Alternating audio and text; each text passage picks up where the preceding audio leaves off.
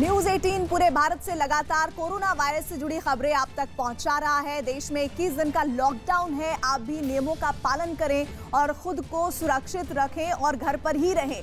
News 18 India हर घंटे corona bulletin आप तक पहुंचा रहा है। लॉकडाउन के दौरान देश में 10 करोड़ लोग रोज न्यूज 18 इंडिया देख रहे हैं। न्यूज 18 पर भरोसा करने के लिए हम अपने करोड़ों दर्शकों का धन्यवाद करते हैं और साथ ही इस मुश्किल घड़ी में अपने उन reporter, video journalist, design team और सपोर्ट स्टाफ के हौसले और जज्बे को भी सलाम करते हैं, जो देश के चप्पे चप्पे से आप तक हर खबर लगातार पहुंचा रहे हैं। दिल्ली सरकार ने कोरोना के खिलाफ जंग में तैनात मेडिकल टीम के लिए नए निर्देश जारी किए हैं। दिल्ली के स्वास्थ्य मंत्री सत्येंद्र जैन के आदेश पर तय किए गए इंतजामों के मुताबिक दिल्ली कोरोना के इलाज में जुटी सभी मेडिकल टीमें 2 शिफ्ट में काम करेंगी। पहली टीम सुबह 8 बजे से शाम 6 बजे तक यानी 10 घंटे ड्यूटी करेंगी, जबकि दूसरी टीम शाम 6 बजे से अगले दिन सुबह 8 बजे तक यानी 14 घंटे काम करेंगी। दिल्ली सरकार ने यह भी तय किया है कि डॉक्टर, नर्स और पैरामेडिकल स्टाफ लगातार 14 दिन बिना किसी छुट्टी या ब्रेक के काम करेगा। इसके बाद इनको 14 दिन का ब्रेक दिया जाएगा। ड्यूटी के दौरान स्टाफ रखने का इंतजाम अस्पताल करेगा। दिल्ली के 21 सरकारी अस्पतालों पर यह आदेश लागू होगा। विक्रांत हमारे साथ हमारे सहयोगी जुड़ रहे हैं। विक्रांत, तैयारी पूरी होती दिख रही है कोरोना से लड़ने की? देखिए, बिल्कुल दिल्ली सरकार ने इस फैसले के पीछे जो दलील दी है, उनका ये कहना है कि अगर डॉक्टर अपना मरीजों का इलाज करने के बाद अपने घर जाएंगे तो मरीजों के परिजनों, डॉक्टरों के परिजनों में भी इन्फेक्शन होने की आशंका है। तो उसको पूरी तरीके से दूर करने के लिए ये फैसला लिया गया है कि डॉक्टर 2 शिफ्टों में काम करेंगे और अपनी शिफ्ट पूरी करने के बाद उनके रुकने, रहने पीने, खाने पीने का इंतजाम भी अस्पताल प्रशासन के जरिए ही किया जाएगा। लगातार 14 दिन तक काम करने के बाद 14 दिन की छुट्टी दी जाएगी और उस दौरान वो अपने घर जा सकेंगे।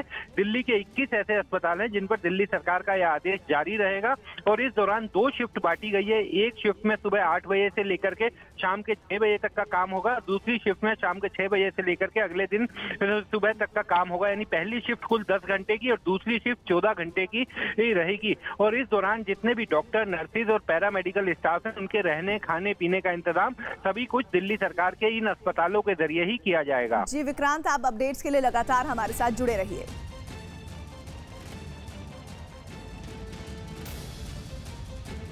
और इधर इंदौर में कोरोना केस को देखते हुए प्रशासन ने 3 दिन के लिए पूरी तरह लॉकडाउन करवाया है, जिससे वहां दूध समेत खाने पीने की भी दुकानें पूरी तरह बंद हो गई हैं। इंदौर में 7 कोरोना पॉजिटिव मरीज और सामने आए हैं, जिसके बाद ये तादाद बढ़कर 27 हो चुकी है, जो वाकई डरा देने वाली है। प्रशासन ने इसी को देखते हुए लॉकडाउन पूरी तरह लागू कर दिया है। इस लॉकडाउन में ना तो कोई दुकानें चालू रहेंगी, ना किराना, ना राशन और ना ही दूध की सप्लाई शुरू की जा रही है। हालांकि प्रशासन का कहना है कि दूध आवश्यक वस्तु होने के कारण कल या फिर परसों से इसकी सप्लाई को वापस शुरू कर दिया जाएगा। इंदौर शहर में 17 घर और 6 इलाकों को एपीसेंटर यानी कंटेनमेंट एरिया घोषित किया जा चुका है। लॉकडाउन के दौरान भारी संख्या में लोगों के अपने घर जाने के लिए सड़कों पर निकलने के बाद यूपी की सभी सीमाओं को सील कर दिया गया है। ऐसे में मऊ में भी पुलिस ने एक बस से दूसरे प्रदेशों से आए 77 लोगों को पकड़ा। इन 77 लोगों में 5 महिलाएं भी शामिल हैं। पुलिस ने इन सभी लोगों की स्क्रीनिंग के बाद गाजीपुर बॉर्डर के पास एक स्कूल में 14 दिन के लिए क्वारंटीन में इन्हें रखा है, जिसके बाद ये लोग अपने घर 14 दिन बाद ही जा सकेंगे। कल ही केंद्र ने निर्देश दिया है कि लॉकडाउन का उल्लंघन होने पर जिले के डीएम और एसपी जिम्मेदार होंगे, जिसके बाद पुलिस और प्रशासन और सतर्क हो गए हैं। मेक्सिको में उस वक्त एक बड़ा हादसा हो गया जब सेना का एक हेलीकॉप्टर हादसे का शिकार हो गया। इस हादसे में एक अधिकारी की मौत हो गई, जबकि उसमें सवार 10 लोग बुरी तरह से घायल हो गए, जिसका एक वीडियो भी सामने आया जिसमें सेना का एक हेलीकॉप्टर उड़ता दिखाई दिया, लेकिन जमीन पर उतरने के दौरान वो अचानक हादसे का शिकार हो गया। हादसे की वजह से वहां धूल का गुबार छा गया और जब धूल का गुबार हटा तो मौके पर हेलीकॉप्टर के टुकड़े जमीन पर बिखरे दिखे। इतना ही नहीं, हेलीकॉप्टर से धुआं भी उठता नजर आया। इस बीच सेना का एक जवान वहां तेजी से दौड़ते हुए पहुंचा और हेलीकॉप्टर में सवार घायल जवानों को निकालने की कोशिश में जुट गया। लॉकडाउन में कोई भी बेवजह सड़कों पर ना निकले, इस बात को लेकर दिल्ली पुलिस महारानी बाग इलाके में रिंग रोड पर बैरिकेड्स लगाकर चेकिंग कर रही है। पुलिस के मुताबिक आवश्यक सेवाओं के अलावा भी कई लोग बेवजह सड़कों पर निकल आए हैं, जिन्हें पुलिस ने चेकिंग के दौरान पकड़कर वापस भेज दिया। लॉकडाउन में लोग घर में रहें और सुरक्षित रहें, इसको लेकर सरकार और पुलिस लगातार प्रयास कर रही है। इस वक्त हम महारानी बाग इलाके में हैं और आप देख सकते हैं इस चेक पोस्ट पर चेकिंग के जरिए दिल्ली पुलिस खासा मेहनत कर रही है। यहाँ पर दिखाई दे रहा है, क्योंकि सबसे अहम चीज़ है लोगों को रोकना और उन्हें अपने घर में बैठने की सलाह देना। लेकिन पुलिस को भारी मशक्कत यहाँ पर इसलिए उठानी पड़ रही है कि लोग अभी भी लॉकडाउन का पालन करते नहीं दिख रहे हैं। और आप पीछे तक आपको दिखाई देगा, क्योंकि कई सारे लोग यहाँ पर हैं जो बेवजह सड़क से बाहर हैं, लेकिन उनके पास ना ही कोई इमरजेंसी पास है, ना ही वो आवश्यक सेवाओं से जुड़े हैं।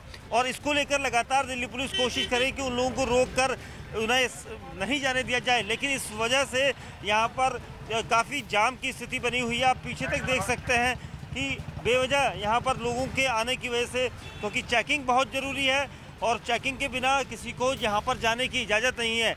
लगातार हम न्यूज़ 18 इंडिया के माध्यम से लोगों को ये आगाह कर रहे हैं कि स्टे एट होम, यानी अपने घर में रहें, सुरक्षित रहें। और दिल्ली की मशहूर चाइल्ड एक्टर माही सोनी ने लोगों से घरों में रहने की अपील की है, जो सोशल मीडिया पर वायरल हो गई है। फिलहाल अब मैं मुंबई में रहती हूँ। मैं सिर्फ आपसे ये पूछना चाहती हूँ कि क्या आप लोग अपने मम्मी पापा, अपने भाई बहन या अपने बच्चों से प्यार नहीं करते? अगर आपका जवाब ना है तो कोई बात नहीं, और अगर आप अपने परिवार से प्यार करते हैं तो क्यों आप अपने घर से बाहर निकल कर घूम रहे हैं? क्या आपने कभी सोचा है कि अगर आपको कुछ हो गया तो आपके परिवार का क्या होगा? क्या हाल होगा उनका? क्या बीतेगी उनके दिल पर? आप लोग सिर्फ एक बार अपने परिवार के बारे में दिल से सोचिए, फिर फैसला आपको लेना है। आप सोचिए कि अगर आपके परिवार में किसी को भी कोरोना जैसी घातक बीमारी हो गई तो सारे लोग आपके परिवार से दूर रहेंगे। क्या आप चाहते हो कि आपके रिश्तेदार, आपका स्वयं का परिवार और आपके सबसे ज्यादा खास लोग आपसे दूर हो जाएं? मोदी जी से लेकर अमिताभ बच्चन सर तक, अमिताभ सर से लेकर मैं माही सोनी, आप सभी लोगों से हाथ जोड़कर बार बार निवेदन कर रही हूँ कि प्लीज आप सभी लोग अपने अपने घर पर। यूपी के बरेली में जिले के बाहर से आए लोगों को सैनिटाइज करने के नाम पर उनकी जान से खिलवाड़ करने का मामला सामने आया है, क्योंकि सैनिटाइज करने के लिए लोगों को रोककर सड़क पर बैठा दिया गया। इसके बाद पुलिस वालों ने उन्हें आंख बंद करने को कहा और फिर उनके ऊपर केमिकल वाले पानी की बौछार कर दी, जिसकी वजह से कुछ लोग और बच्चों की आंखों में जलन होने लगी। अजीत हमारे साथ, हमारे सहयोगी जुड़ रहे हैं। अजीत, प्रशासन को एक्शन में रहने के लिए तो कहा गया है, लेकिन इस तरीके से नहीं कि लोगों की जान ही जोखिम में पड़ जाए, खासतौर पर बच्चों की। देखिए बिल्कुल प्रीति, जिस तरह बरेली का ये वीडियो वायरल हुआ जो है, जिसमें साफ तौर पर दिख रहा है कि जो लोग बाहर से आ रहे थे उन्हें वहां रोका गया और रोकने के बाद बाकायदा उन्हें बैठाल दिया गया। और उसके बाद जो सैनिटाइज कर रहे थे लोग वहां पर सरकारी, वो आ गए और सबके ऊपर एक तरह से केमिकल वाला जो पानी था जिसमें अल्कोहल युक्त केमिकल था उसको सबके ऊपर सैनिटाइज किया गया, एक तरफ से उनके ऊपर छिड़काव किया गया। कई सारे लोगों की आंखों में जलन पैदा हुई। हालांकि इस पर अभी जो जिला प्रशासन है, डीएम बरेली है नीतीश कुमार, उनकी तरफ से कोई आधिकारिक बयान नहीं आया। लेकिन जिस तरह से ये वीडियो सबके सामने आया वो काफी चौंकाने वाला है कि एक साथ सैकड़ों लोगों को सड़क पर बैठाल दिया जाता है और कई मशीनों से उनके ऊपर तेज फुहारे केमिकल वाले पानी डाले जाते हैं। तो अब ये देखना होगा कि इसमें क्या होता है और किस तरह से एक्शन लेती है सरकार। फिलहाल अभी इस वीडियो के चलते बरेली जिला प्रशासन जरूर चर्चा में आ गया है। जी अजीत, आप लगातार नजर बनाए रखें।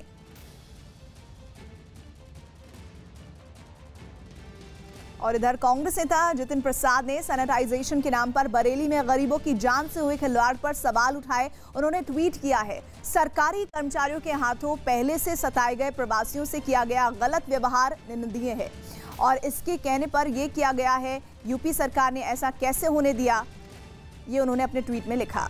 कोरोना वायरस से लड़ाई खत्म होने के बाद चीन ने एक साथ कई उपग्रहों को कामयाबी के साथ लॉन्च किया। निगरानी करने वाले उन उपग्रहों को लॉन्ग मार्च नाम के रॉकेट से छोड़ा गया, जिसने सिचुआन प्रांत के एक लॉन्च पैड से उड़ान भरी।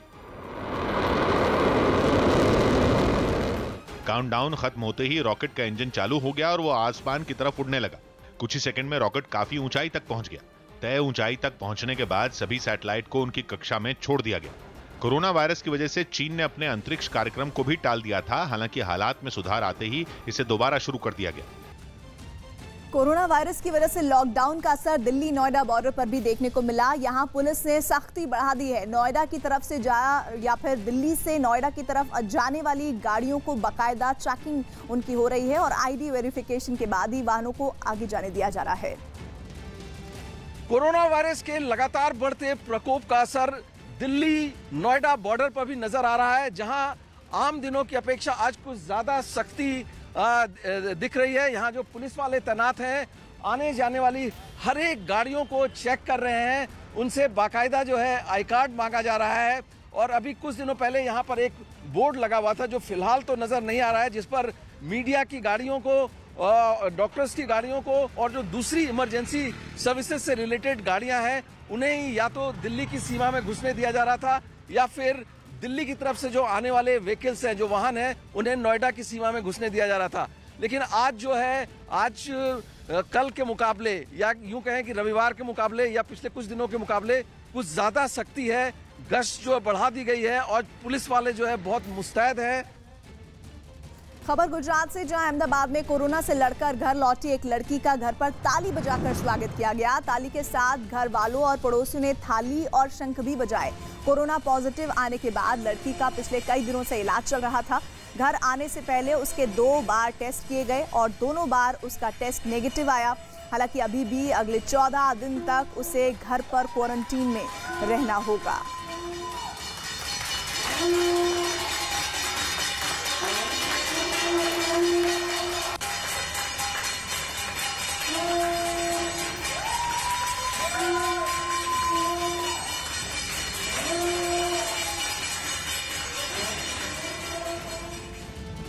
और उत्तराखंड में कुमाऊं समेत 6 जिलों के डीआईजी जगत राम जोशी गरीबों की सेवा में लगे हुए हैं। उन्होंने अपने मंडल के सभी थानेदारों को गरीबों को अनाज और खाने पीने के सामान की मदद के निर्देश दिए हैं। डीआईजी खुद भी लोगों को खाने का सामान बांट रहे हैं।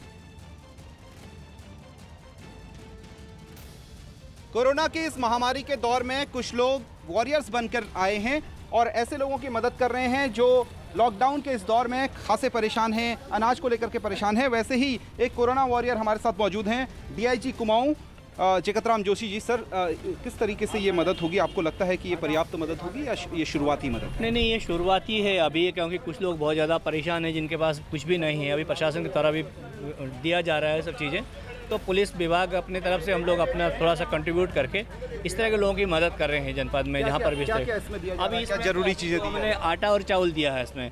बाकी हम लोग थोड़ा दाल और तेल इसकी भी व्यवस्था करवा रहे हैं। तो हम लोग चाह रहे हैं कि जो ये 21 दिन का पीरियड है, इसमें कोई भी परिवार ऐसा ना हो जो भूखा रहे या प्यासा रहे। तो इसलिए पुलिस की ये मुहिम है कि हम लोग यहाँ मैस में खाना भी दिया जा रहा है और खाने के पैकेट भी बांटे जा रहे हैं पूरा कुमाऊं क्षेत्र में, जहाँ जहाँ भी ज़रूरतमंदों को ज़रूरत है।